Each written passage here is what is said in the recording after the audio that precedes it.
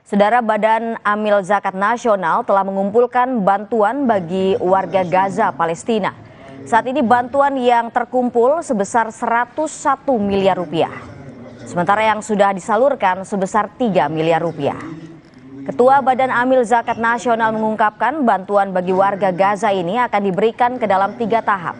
Saat ini pihak Basnas telah mengumpulkan donasi sebesar 101 miliar dan sudah disalurkan sebesar 3 miliar rupiah ditambah 1.000 dolar Amerika Serikat melalui negara Mesir.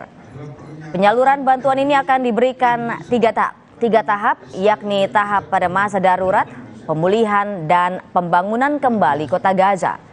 Donasi ini telah dikumpulkan sejak 16 Oktober dan akan terus dihimpun hingga 31 Desember mendatang.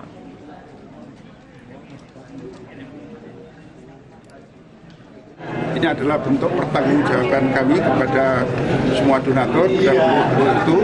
Sekaligus kami sampaikan beberapa progres yang sudah kami lakukan.